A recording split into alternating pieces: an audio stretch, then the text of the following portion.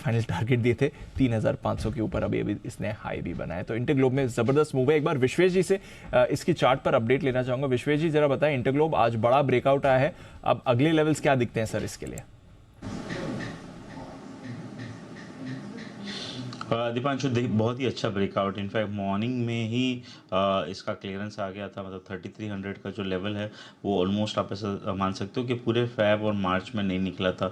तो आज हम उसके ऊपर ओपन हुए और ओपन होने के बाद में डेफिनेटली एक अप मूव दिखा जा रहा है। ये ऑल टाइम हाई पे है स्टॉक दीपांशु, और लास्ट अगर इसका ये वाला स्विंग पकड़े 2300 टू 3200, मतलब ऑलमोस्ट 1000 पॉइंट का मूव था। अब उस 1000 पॉइंट का मूव का 5 वीक का साइडवेज कंसोलिडेशन ओवर हो गया और अब निकल रहा है। तो अगर उसका कंजर्वेटिव 50% भी अपसाइड पकड़े तो 500 रुपीज़ फ्रॉम द 3200 के लेवल के आसपास से हम प्रोजेक्ट कर सकते हैं। तो मेरे हिसाब से 3700 on the upside becomes a very logical target. और जैसे कि वो डील के बाद में जो बड़ी क्वांटिटी वो एब्जॉर्ब हो चुकी है, और ये शायद मोरले से भी पैटर्न हो चुका है कि जब प्रमोटर बेचता है और उसके बाद में उसकी जो डील के प्राइसेस के ऊपर स्टॉक निकलता है तो बड़ा मोमेंटम आता है। तो मेरे हिसाब से दीपांशु 3700 तक के हम अपसाइड लेवल एक्सपेक्ट कर सकते हैं इन अ वेरी शॉर्ट टर्म।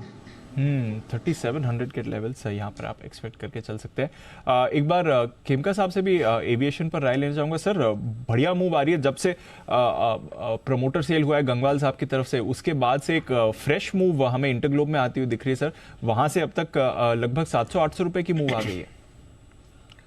जी देखिए, अभी डेफिनेटली एक बहुत बड़ा पॉजिटिव, अगर आप देखें रिजल्ट्स लास्ट कुछ क्वार्टर से बहुत अच्छे स्ट्रॉन्ग नंबर्स आ रहे हैं। और जो गंगवाल फैमिली वो हर आप देखें पास पास 2-3 ट्रांजेक्शन हर 6 महीने में आके अपना कुछ ना थोड़ा सा स्टेक रिड्यूस कर रहे हैं। तो ये जो स्टेक सेल हुआ है वो एक ओवरहैंग हटाता है। बट आप देखें तो ओवरऑल जो इंडियन एविएशन सेक्टर है डेफिनेटली काफी बेटर नंबर्स रिपोर्ट कर रहे हैं। दिसंबर में इंडिगो ने रिकॉर्ड प्रॉफिट्स रिपोर्ट किया। जो ऑक्यूपेंसी लेवल्स हैं, जो आपके एवरेज रियलाइजेशंस है वो काफी बेटर है। और मोस्ट इंपॉर्टेंट है जो क्रूड ऑयल प्राइसेस वो काफी स्टेबल रहा है, जिसकी वजह से कॉस्ट साइड से भी काफी बिल्कुल भी प्रेशर मिला नहीं है। तो हमारा व्यू तो इंडिगो पे काफी पॉजिटिव है। अब हाल में कंपनी ने एक एनालिस्ट मीट भी रखा था जहां पे उन्होंने अपने फ्यूचर ग्रोथ प्लान्स को डिटेल में जो बताया, वो भी मार्केट को मुझे लगता है काफी पसंद आया है। कंपनी अपने कैपेसिटी को डबल डिजिट ग्रोथ में बढ़ाना चाहती है। FY25 में नए एयरक्राफ्ट्स का ऑर्डर दिया है। एवरी वीक एक नया एयरक्राफ्ट ऐड करेंगे, 10 न्यू डेस्टिनेशंस ऐड करेंगे। तो ओवरऑल हमें लगता है कि एविएशन सेक्टर में इंडिगो जो है, इंटरग्लोब एविएशन, अपना मार्केट शेयर कंसिस्टेंटली बढ़ाते जा रहा है और उसका शेयर प्राइस में भी काफी बेनिफिट मिलेगा। जी, मुझे याद है जिस दिन प्रोमोटर स्टेक सेल हुई थी कुछ हफ्तों पहले, Yes. आपने भी कहा था, उसी दिन कहा था कि डिप पर इसे ऐड करना और इसको जल्दी मत बेचना। जल्दी मत बेचना। हमने 3500 रुपये प्लस के टारगेट दिए थे, आज आ 3500 गए। आपके सामने है बिल्कुल। तब मेरे ख्याल से 3200 के आसपास या कुछ उसके नीचे के आसपास डील हुई थी। उसके नीचे हुई थी। हाँ, तब मैंने कहा था 3500 मिनिमम रखिए इसका टारगेट। 3500 आ चुका है दीप, तो बिल्कुल उसमें कोई डाउट ही नहीं है। लेकिन ऐसा क्या कहा मैनेजमेंट ने वो जानना भी जरूरी है। तो कुछ लाए हैं डिटेल्स एनालिस्ट मीट के बाद। ब्रोकरेजेस का भरोसा क्यों बढ़ा है इंडिगो पर, बताएं कुछ।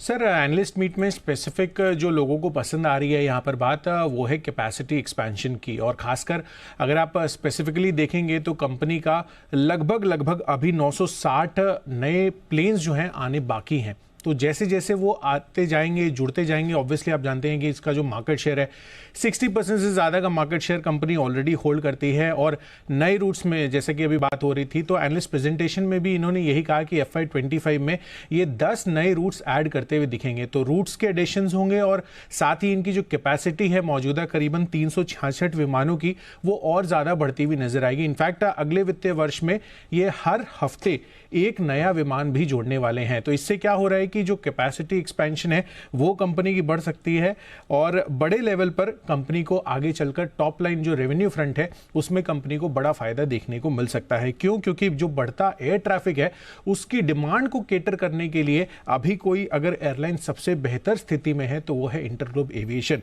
और इसी वजह से 5 ब्रोकरेज हाउसेज ऐसे हैं जिनकी खरीदारी या ओवरवेट की रेटिंग है, और अभी हाल ही में जेफरीज ने भी अपग्रेड कर दिया है ये एनालिस्ट प्रेजेंटेशन के बाद, जिसमें अंडर परफॉर्म की रेटिंग से बढ़ाकर होल्ड की रेटिंग देते हुए दिख रहे हैं, और 2500 रुपए का टारगेट ये दे रहे थे, जो कि ऑब्वियसली काफ़ी हद तक अचीव हो चुका है। इनफैक्ट आज तो नया टारगेट्स भी जो इन्होंने दिया है 3435 रुपए का, वो भी ये इन्होंने आज के दिन में ही बना दिया है। इनफैक्ट मॉर्गन स्टैनले ने सबसे ज़्यादा ओवरवेट रेटिंग बरकरार रखते हुए 4145 रुपए के टारगेट दिए हैं।